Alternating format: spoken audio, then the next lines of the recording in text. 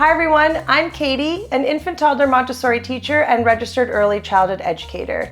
In today's video, I'm going to talk about what self-care looks like for 1-year-olds. The self-care skills that I'm going to talk about today are ones that you can work on between the ages of 1 and 2. Success with self-care tasks is going to depend on the child's interest level and on their motor control. So don't be discouraged if your child doesn't know how to do all of these things right at 12 months. It takes a lot of time and practice to learn how to care for yourself. So consider this time as more of an introduction to independent self-care tasks. So let's start with dressing and undressing. The first self-care task that your child can participate in is helping you to get them undressed and dressed. So you want to make sure that the clothes that they're wearing are manageable, meaning that they aren't too tight or they aren't too big. And then you want to invite them to help you. Things like put your leg through the pant hole or put your arm through the sleeve of your shirt. Getting dressed independently requires a lot of coordination. So it's going to be easier for them to learn to get undressed before they get dressed. So start with undressing. You want to take your time and guide them through the process of getting undressed. We actually have a really helpful guide on our website. It's a blog post titled How to Teach Independent Dressing Step by Step, and I will make sure to link to it in the description below. So after they get undressed, something that you can start to implement is putting their dirty clothes in the laundry hamper. So wherever it is that they get undressed, be that their bedroom or the bathroom, just have a small basket where you initially are putting their dirty clothes, and then once they seem interested, start inviting them to do that for themselves. So the next one is taking off your socks and your shoes. So in my experience, children sort of figure out how to take off their socks and their shoes all on their own.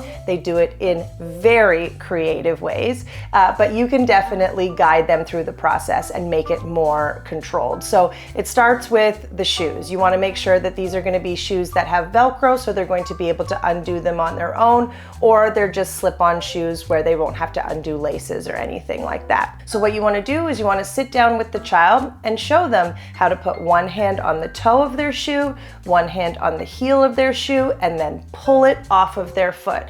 This is exactly how I would do it in the classroom. I would say dozens of times a day. One hand on the toe, one hand on the heel, and pull. And it really did help them to learn how to take off their shoes. And the bonus is that you're also enriching their vocabulary by helping them to name the different parts of the shoe as well. And then finally in this category, it's putting on their jacket independently. So starting at about 18 months, you can introduce something known as the flip trick.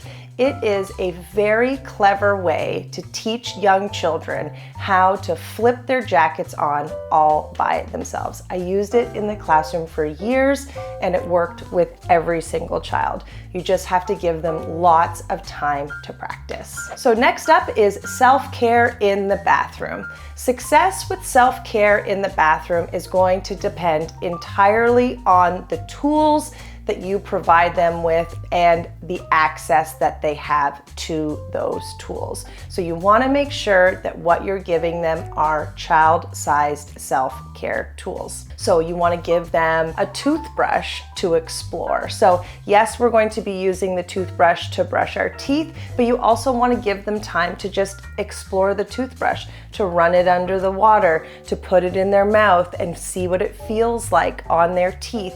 You're helping them to feel more comfortable so that when the time comes for them to be able to brush their teeth on their own, they're going to be less intimidated by this new skill. So next up in the bathroom is washing their face and their hands. So if the sink is not accessible to them, you can just get a little bowl, fill it with some water. You don't want it to be too full because it might make a big mess, but just put enough water for them to be able to take a little cloth, put it in the bowl, and wash their face and they can do the same with their hands in the small bowl. We actually have a step-by-step guide for hand washing. I will link to that in the description below as well. Something else that they can learn to do in the bathroom is brush their hair. So again, you want to provide them with the right tools. This is a lovely child-sized hairbrush. The bristles are really soft, and you just want to show them, again, ideally in front of a mirror so that they're able to see themselves doing it.